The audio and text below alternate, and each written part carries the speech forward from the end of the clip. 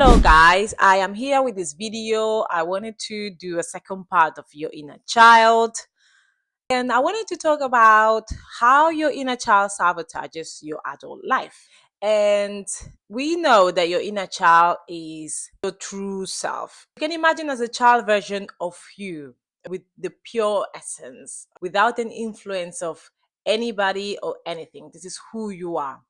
And your inner child is connected to you in many different ways. It's connected to you through your heart, through your soul, through your mind, through your subconscious. So inner child is connected to your physical adult self. So everybody's got an inner child, whether you like it or not, or you ignore it or you're not. So what happens when you go about in your adult life, and let's say you had a traumatic experience 20 years ago when you were a child, and you thought you forgot about it, or you've forgiven that person if it's something that somebody hurt you, you've forgiven that person, and it was something really deep, something that really took you to your core. But you thought, okay, let me just move on from this situation. Let me just move on with my life. And you kind of closed the door and said, yeah, that's it. Okay, so you move on with your life. And what happens? Your inner child doesn't forget what happened. So when you go about doing your things and you experience a similar situation to the one that happened 20 years ago, at that moment, you respond in an automatic way that you yourself as an adult, you don't realize. You might lash out, you might say things that you don't meant to, you might respond in a very emotional way. This happens subconsciously. At that moment, it is not you that is responding to the situation, it's your inner child that is responding to that situation.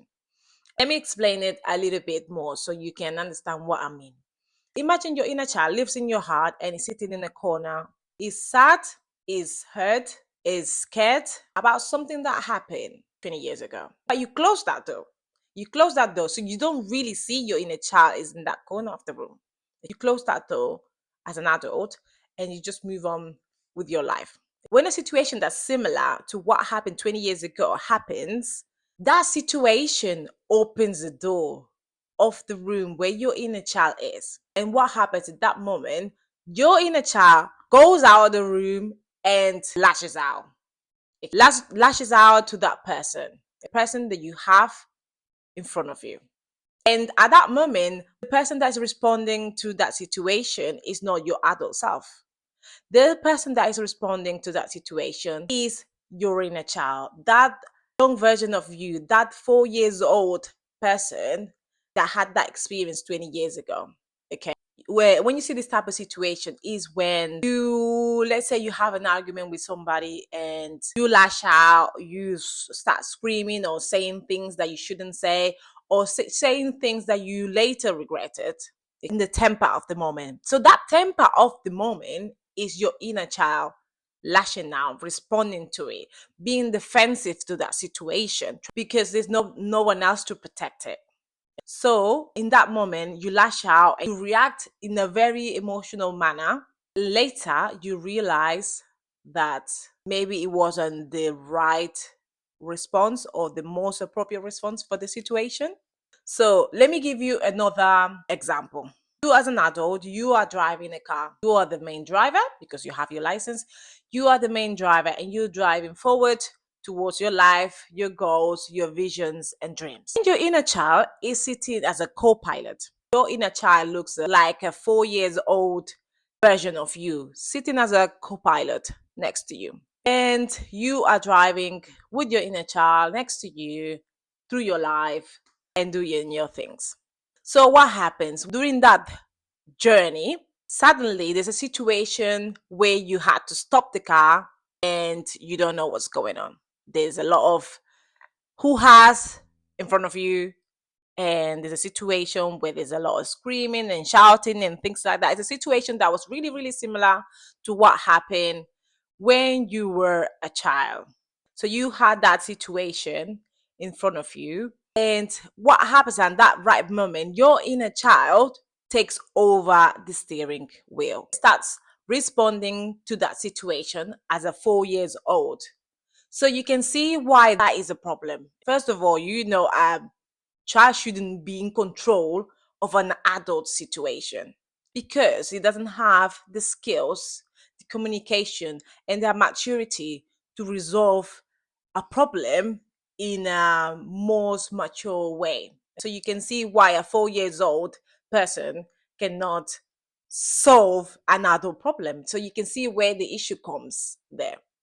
As an adult self, you letting your inner child drive the car because he or she is taking over the situation because you didn't heal your wounds. So that situation just triggered your inner child, just awaken your inner child to move forward and say, you're not handling the situation, I'm going to handle it. And that's where the problem comes. That's why in our adult lives, we have all these issues where we get triggered by situations, we get triggered we get triggered by behaviors, and we don't know how to respond to them or how to control them. We don't know how to control ourselves, we don't know how to respond to the situations appropriately. We let our inner child wounds respond to the situation, and that's when the problem starts because we respond out of hurt, out of pain. That response might not be related to the person that you have in front of you, okay? You know deep down is because of you. But the way you're responding to the situation, the way you're responding to the person is going to make things worse. I hope this explanation has helped you to understand a bit better what is your inner child and how your inner child influences your adult life. That's all for today.